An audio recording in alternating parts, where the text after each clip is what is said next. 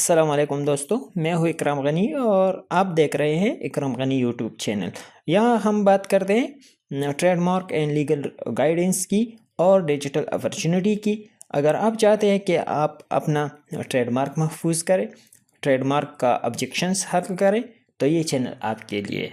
इसको सब्सक्राइब करें और इस वीडियो को लाइक करें, और कोई क्वेश्चन हो तो आप कमेंट बॉक्स में पूछ सकते हैं।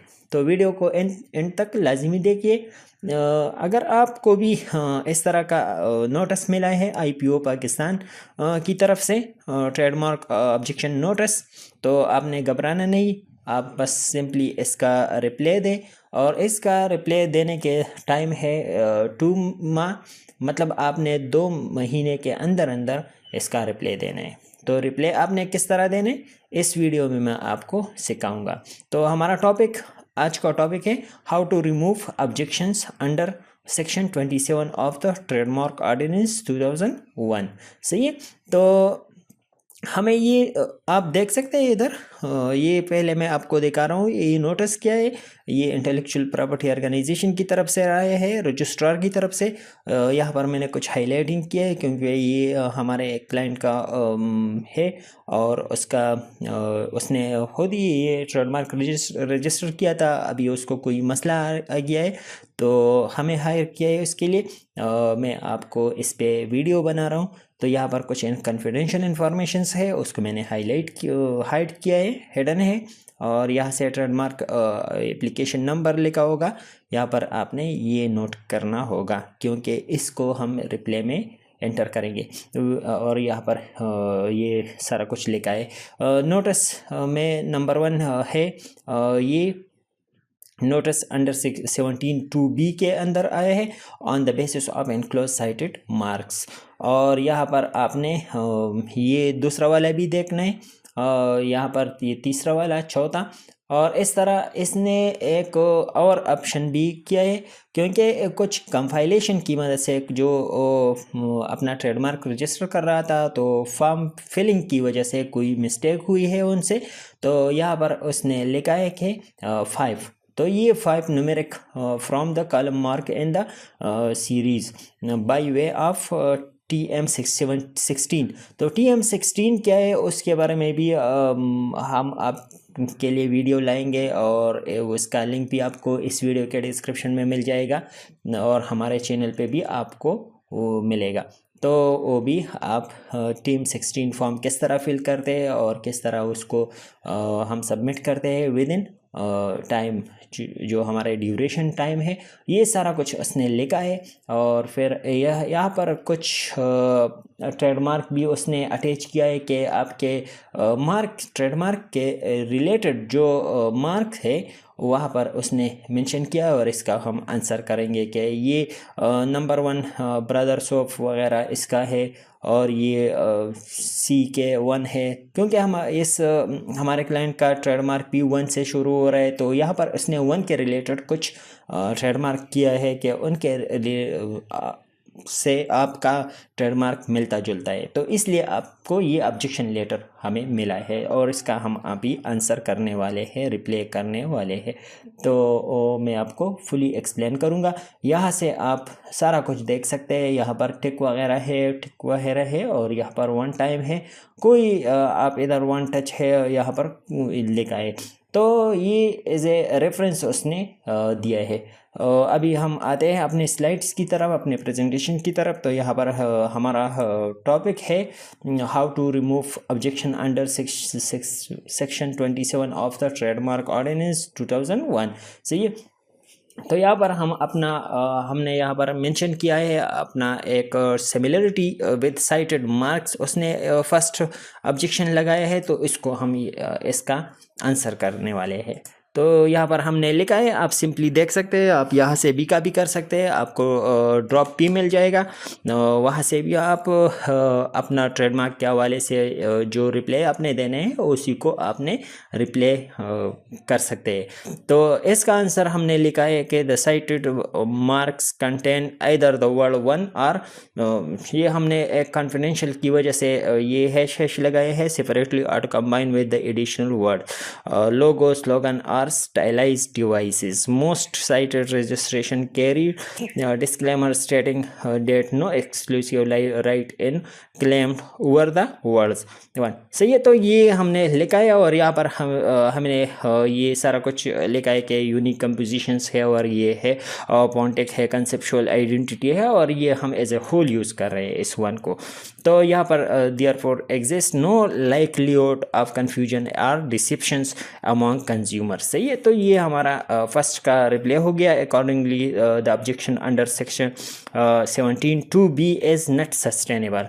इसने 2B के अंडर हमें एक ऑब्जेक्शन भेजा है, तो यह हमारा ये अनसस्टेनेबल है। सही है, अभी हमारा दूसरा ऑब्जेक्शन है और है कन्फ्लिक्ट एंड अर्लियर मार्क्स के रिलेटेड है। 14(3)A कहते हैं, तो उसने ऑब्जेक्शन भेजा है। तो इसके लिए भी हमने ये रिप्लाई किया है कि आप the mark complete doesn't conflict with any other registered mark in a manner likely deceive or cause confusion. सही है, तो हमारा मार्क ट्रेड मार्क जो है वो क्लास 3 कहते हैं, तो हम कन्फर्म हम रजिस्टर कर रहे हैं। तो ये सिंपली यहाँ पर मेंशन हुआ है। और यहाँ पर लिखा हुआ है कि the applicant applied marks one possessed its own independent identity and therefore qualifies for registration। तो ये सिंपली यहाँ पर है। अच्छा, तो थर्ड ऑब्जेक्शन है हमारा अंडर सेक्शन 14(1)B कहते हैं, तो mark allied and as indistinctive being a firm name. तो ये इनडिस्टिंक्टिव है क्योंकि हमारा ये इनडिस्टिंक्टिव फर्म नेम के तरह कह रहा है कि ये यहाँ पर ये ऑब्जेक्शन आया और यहाँ पर वो शो कर रहे हैं कि इसी के अंदर हम इसको प्रोसेस आपका रिप्लाई मांग रहा है। तो इसका रिप्लाई हमने इस तरह दिया है कि द टर्म वन जो हमारा ट्रेडमार्क है is not merely a firm name but a brand name adopted to distinguish the applicant goods in class 3। फिर फर्दर भी हमने एक्सप्लेन किया है कि कमर्शियल ओरिजिन है और ये इस तरह है, और यहाँ पर हमने फुलफिल किया कि fulfil essential function of trademark, hence objection is not valid. तो यहाँ पर हम उसको आंसर कर रहे हैं, रिप्लाई दे रहे हैं। तो ये सारा कुछ हम कर रहे हैं। और फोर ऑब्जेक्शन हमारा रिलेटेड है 14(1)B मार्क्स कहते हैं, तो इनडिस्टिंक्टिव बीइंग न्यूमेरिक। तो वो कह रहे हैं कि ये आपने 1 यूज़ किया है, तो 1 का आपने रिप्लाई देने कि 1 का क्या मतलब है। तो इस although the word 1 is a numerical the complex expression of ये हमारा ट्रेडमार्क शो है यहाँ पर, और is a coined and distinctive composite mark. सही है, तो ये हमारा इसका ये मतलब नहीं है कि यहाँ पर क्वालिटी और quantity of goods distinctiveness lie in the combination as a whole making it registrable under the ordinance. तो इस ऑर्डिनेंस के तहत हम रजिस्टर कर सकते हैं। और directions to delete numeric 5 TM16 का कह रहा है, तो वो भी हम एक्सप्लेन करने वाले हैं कि हम TM16 जो है वो हम फिल करेंगे और यहाँ इसको हम रीसबमिट करेंगे। तो ये हमने उनका सारा कुछ दिया है। और यहाँ पर फाइनल में हमने लिखा है कि इन view of the objection submission is it's respectfully requested that objection raised examination report to kindly waive and trademark application number। और यहाँ पर ये नंबर शो किया है और यहाँ पर हम यहाँ पर लास्ट में योर फेथफुली ABC आप अपना नाम लिखते हैं और सोर्स प्रोप्राइटर XYZ है, हमने फर्जी नाम लिखा है। और ये जब आप लेटर बनाते हैं तो इसको सेंड करना है। ये हाईलाइटेड आपको शो हो रहा है। IPO Pakistan headquarter 3rd floor NTC headquarter building Ataturk avenue east sector G52 Islamabad. सही है, तो ये आपने उनका मेन हेड ऑफिस को ये वाला ड्रॉप भेजना है। सही है, तो इसको भेजने के लिए आपने सिंपली क्या करना है, यहाँ पर मैं आपको शो कर रहा हूँ। ये हमने किया है।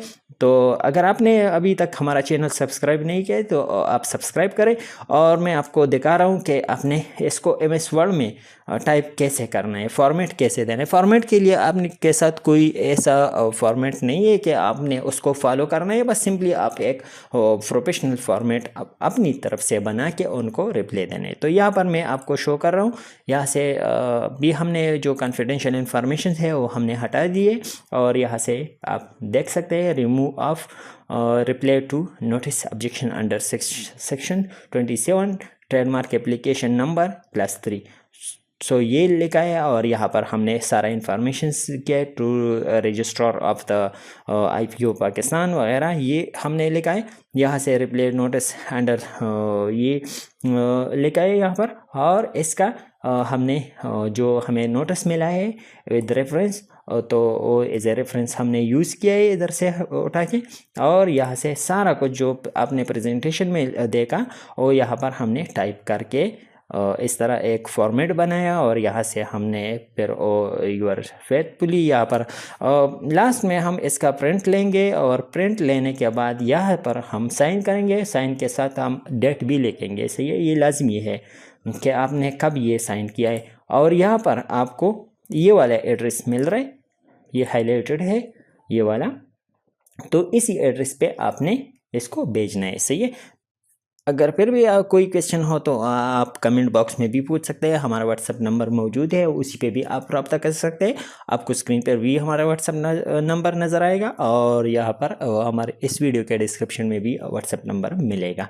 तो वहाँ से आप व्हाट्सअप करके भी कोई क्वेश्चन हो आप पूछ सकते हैं। अगर फिर भी आपको कोई मसला आ रहा हो तो आप हमसे डायरेक्ट भी कांटेक्ट कर सकते हैं। अगर वीडियो पसंद आई हो तो वीडियो को लाइक करें और अपने दोस्तों के साथ शेयर करें और हमारा चैनल सब्सक्राइब करना मत भूलिए। Thank you.